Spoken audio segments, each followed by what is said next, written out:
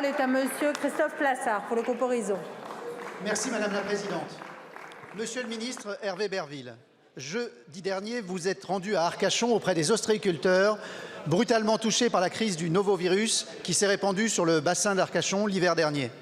Si la crise était bien localisée, je peux vous affirmer en tant que président du groupe d'études économie fluviale, maritime et filière halieutique qu'il s'agit d'un sujet d'intérêt national majeur qui touche l'ensemble des bassins, parmi lesquels figure en premier lieu la Charente-Maritime. Même si le novovirus n'a pas contaminé les exploitations ostréicoles de la Charente-Maritime au point d'en stopper la vente, le climat d'inquiétude des consommateurs à l'encontre des huîtres pendant les fêtes de Noël, qui représentent le pic de la consommation, a touché l'ensemble du pays. Normandie, Bretagne, Vendée n'ont pas été épargnés. Ainsi, bien que maintenues ouvertes, les exploitations de Marennes-Oléron, comme au niveau national, ont accusé une baisse de la consommation de 40 à 50% pour la période. De plus, ces méventes entraînent une augmentation des stocks et après une crise du volume, se profite la chute des prix. Ma question est donc simple. Pouvez-vous nous dire si les mesures annoncées jeudi dernier concerneront toutes les exploitations ayant connu une baisse des recettes et pas seulement celles qui ont été fermées?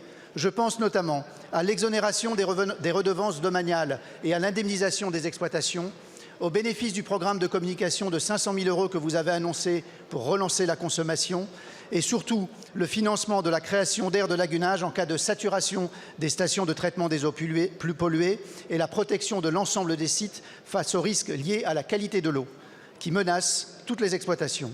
Monsieur le ministre, nous parlons beaucoup de l'importance de l'agriculture. Je tiens à souligner aussi l'importance de l'ostréiculture, de la mytiliculture, de la pêche et de toutes les autres filières marines. Point commun de ces sujets, la qualité de l'eau, qu'elle soit douce ou salée. Je vous remercie.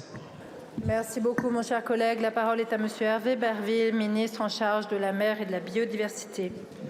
Merci Madame la Présidente, Mesdames et Messieurs le député, Monsieur le député Christophe Plassard.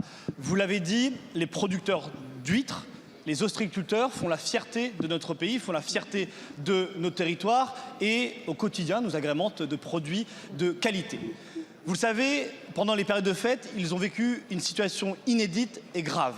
Pour un certain nombre d'entre eux, qui réalisent 70% de leur chiffre d'affaires pendant les périodes de fête de Noël, eh bien, ils n'ont pas pu vendre puisque, en raison du norovirus, nous avons dû procéder à la fermeture de la vente et donc ils n'ont pas pu écouler le stock et il y a eu, comme vous l'avez dit, des conséquences aussi sur les autres entreprises ostréicoles puisque par effet de perte de confiance, le citoyen, le consommateur n'est pas allé acheter autant d'huîtres. Je le dis ici très clairement devant vous, les ostréiculteurs n'ont pas à payer l'addition d'une mauvaise qualité des eaux.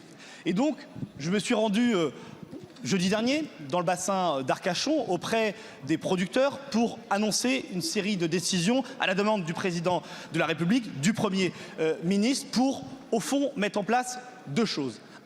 Un plan d'urgence pour permettre d'avoir des financements pour une communication pour relancer la dégustation et puis des exonérations des redevances domaniales qui concerneront tout le monde, bien évidemment, avec des taux qui seront différenciés en fonction des territoires.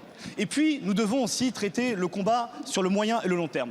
Sur le moyen terme, c'est ce que nous portons au niveau européen, car à situation exceptionnelle, nous demandons à l'Union européenne des mesures d'aide exceptionnelles. C'est ce que nous portons avec Jean-Noël Barrot et le Premier ministre m'a demandé de continuer à porter le combat jusqu'au bout. Et puis, c'est le temps plus long de l'adaptation au changement climatique, de l'investissement dans les réseaux d'assainissement et d'une meilleure gestion des eaux pluviales. Tout cela, en lien avec les agences de l'eau, concerneront bien évidemment tous nos territoires pour préserver la souveraineté de notre pays et pour accompagner des producteurs qui font un produit d'excellence et que je vous invite à manger tout au long de l'année.